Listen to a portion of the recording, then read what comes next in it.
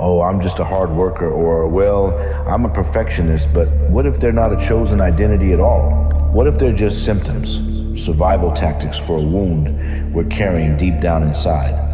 From the pages of The Root Within, this reflection explores that very wound. We're going to take a look at how this raw, hidden insecurity quietly shapes our thoughts and hijacks our ambitions, especially in the one place that just loves to hide the most, our work. So that brings us to this first big idea, the performance. The idea that our professional lives so often become a stage, a place where we act out a version of ourselves we think the world wants to see instead of just living our own truth. And the workplace is the perfect theater for this performance, right? It offers titles, promotions, deadlines, all these tangible ways for us to measure our own worth. It becomes this machine for proving we're valuable, not because we genuinely enjoy the work, but because we are absolutely terrified of being seen as a failure. This quote just nails it. The source argues that we're not really driven by ambition or greed. We're driven by fear. Insecurity is the ghost in the machine, that quiet, invisible force animating every single mask we put on for our 9 to 5. So what do these masks actually look like in our day-to-day lives? Let's dive into the specific ways this insecurity shows up, the characters we all end up playing in our professional theater. Okay, let's start with a big one. Maybe the most common mask of all, overworking. We see it everywhere, and honestly, it's often worn like a badge of honor. You know, the person works longer than anyone, never disconnects, always looks relentlessly driven. But what's really going on underneath all that? Well, the source argues that this drive isn't really dedication. It's the fear of irrelevance. It's this deep-seated terror that if you stop moving, if you stop producing, if you stop achieving, you will simply disappear. Your work isn't a joy. It's a desperate negotiation against being forgotten. Next up, there's ambition. You know, that constant climb up the corporate ladder. On the surface, it looks like strength, like a clear vision for the future. But when it's born from insecurity, this ambition is a frantic, hungry thing.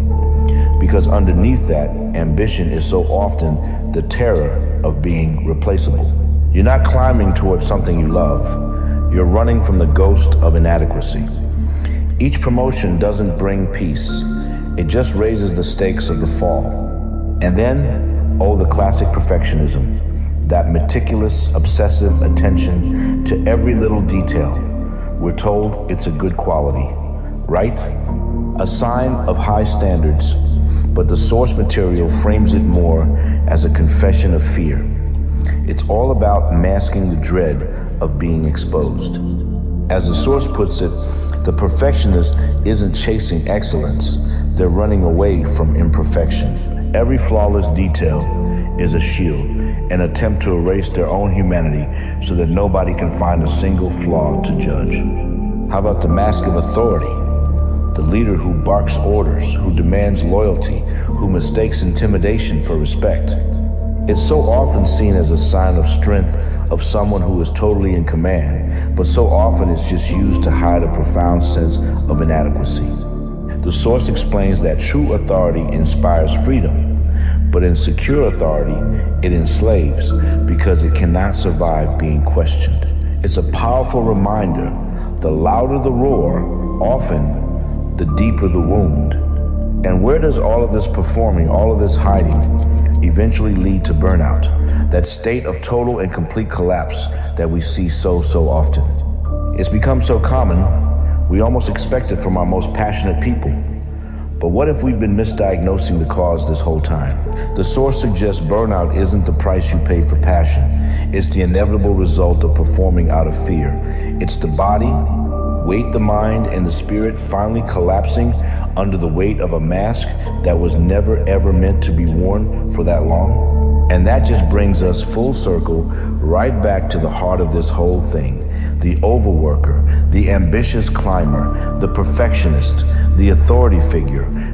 We call these personalities, but as the source so powerfully states, they are simply survival tactics. They are the reflexes of a wound, not the choices of a self. And this reveals the core paradox.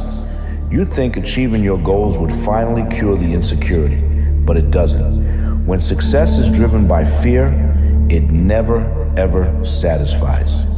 Each win just makes the fear of losing it all even bigger. The applause feels hollow because deep down, you know they're applauding the mask, not the person underneath. So after tearing all of this down, where does that leave us? Well, the source doesn't offer some easy 5-step answer.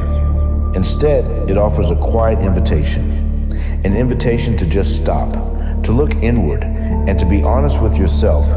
If something in this story reached you, if you saw even a flicker of your own reflection in these masks, the invitation is simply to stay close to that feeling there's more beneath the surface. And this isn't about blame, it's just about awareness. It's about finally seeing the prison so you can finally find the door. If this spoke to you, like and subscribe to The Root Within.